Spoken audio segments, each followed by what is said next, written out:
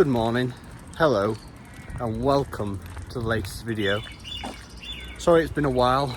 I don't tend to do these proper videos as much anymore, simply because they're quite time consuming and it's much easier to get some information out on a short kind of reel or snippet on Instagram than it is to make a specific video like this with a bit of editing required and so on.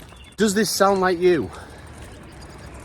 You do some strength training and you're in the gym in winter, and then comes to summer and you neglect the strength training because you see that the strength training compromises your on the bike training too much and compromises your race performance. Well, if that is the case, then listen in. So today's about the kind of fundamental principles behind how to do that and why we do that. And yeah, let's get into it.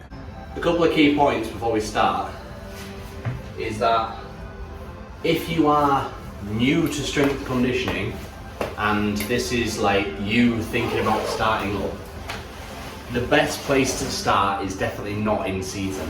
That would be daft. A better place to start properly would be directly post-season, like towards the end of your season or off-season.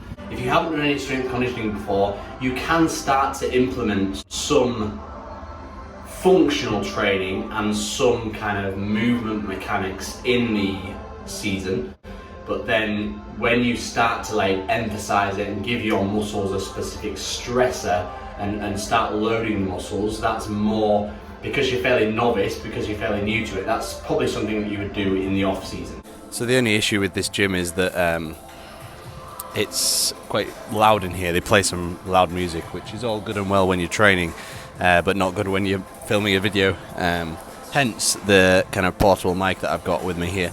So the key component to strength training in season, the main thing to remember, is that you're essentially trying to keep the quality as high as you possibly can, but you're allowed to sacrifice the volume. So what does that mean in practical terms? It means that, for example, if you're doing a set of squats and you used to squat 100 kilograms, for example, for 3 sets of 8. What you're trying to do in season, it means that you are allowed to not do as many sets, potentially not do as many reps, but try and match the same weight as what you did before.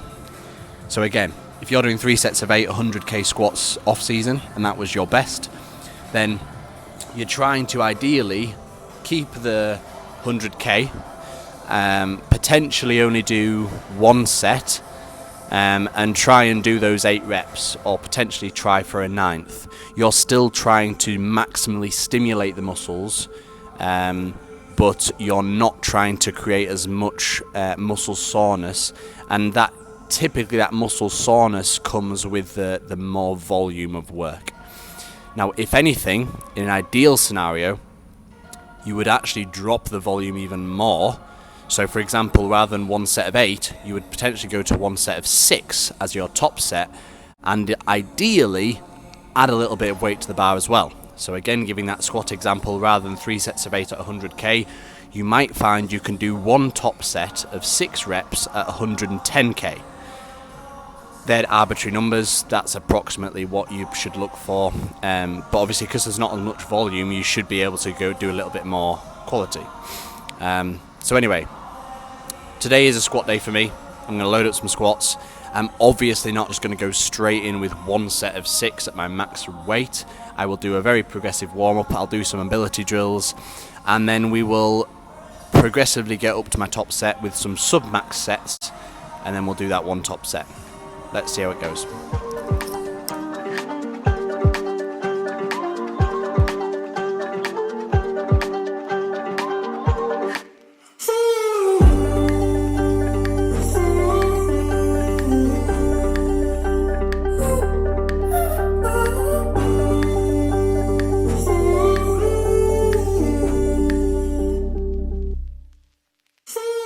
So for me, my top set is going to be at 140k today.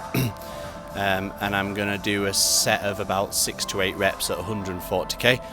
So typically I'll do a set of like literally just the bar, 20k, a few overhead squats as well, just to kind of fully mobilize myself, really focusing on how deep I'm getting. And then I'll do a set of like 6 at 60k, set of 6 at about 120k, and then we'll go up to that top set, which is to the depth which I need, no further depth than I require. So for me, I set the bench up at a certain height and I squat to the bench. Some of you will already know why, the reasons to why. If you don't already know, then look back at my previous videos. A squat to bench is for me the depth that I need to apply that strength to cycling pedal stroke, without inflicting too much muscle damage. If I go past the height of that bench, then I'm just inflicting more muscle damage and more central nervous system fatigue than I need to apply that to my disciplines.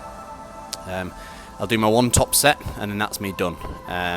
Although sometimes I feel like I could do another set, I don't. And the reality is, if I feel like I do another set, I haven't done enough reps, because that needs to be a maximal set. I don't feel like I should have had any more reps left in me at the end there.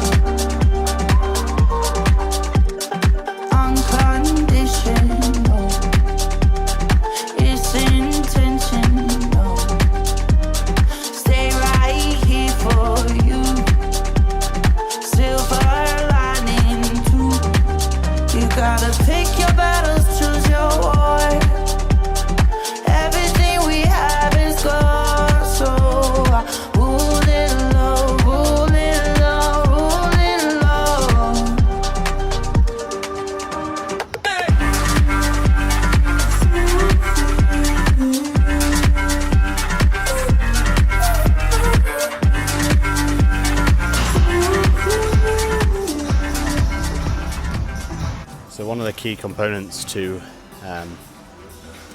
these in-season strength training sessions is that you've got to give yourself a good amount of rest in between sets.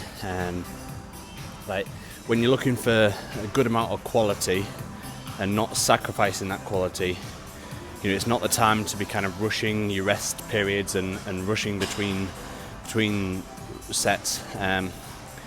So you want full recovery in between each set.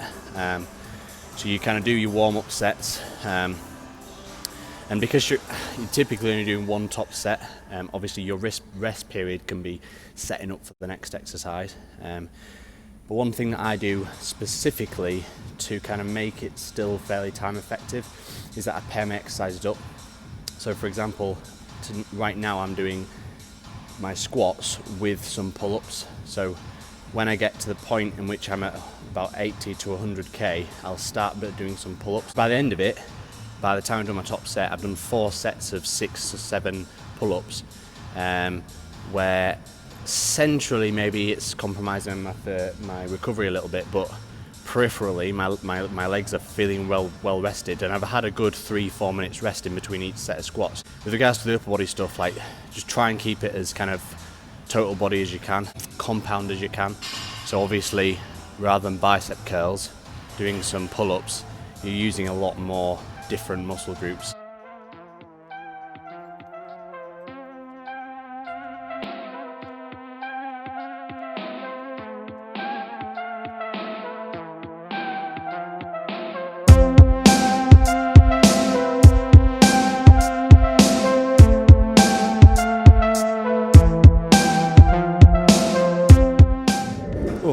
Okay, a bit of a check-in. Did a set of what was going to be about 6-7 reps at 140k. That felt fairly light, so I put on 150k,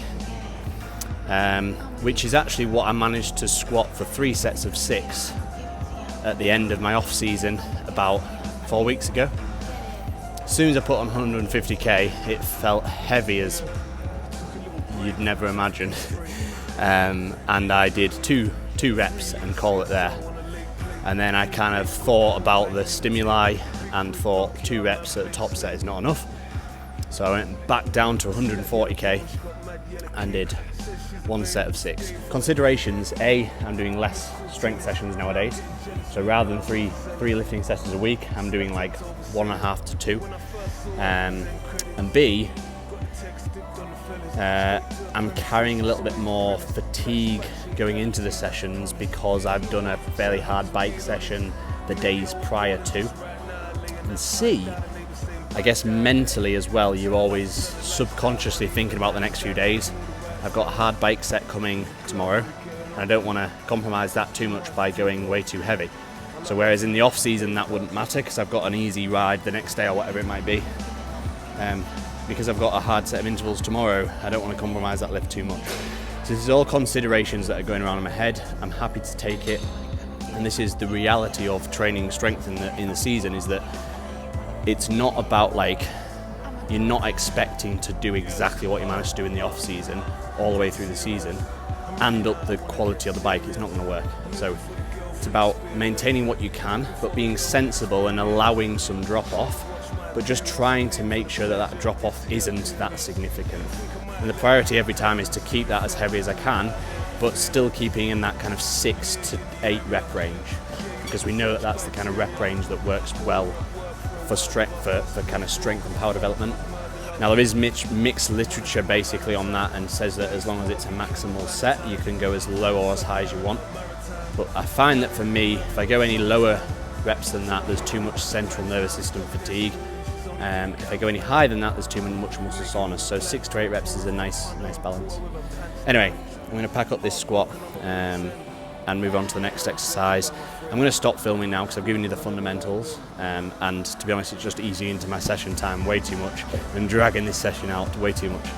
I'll talk a little bit more about it once I get home. Just as a bit of a summary, bit of a kind of key points at the end of the video. When you're training strength directly pre-season or in season, the main priority is to keep the weight on the bar or the weight on the lift as high as you possibly can.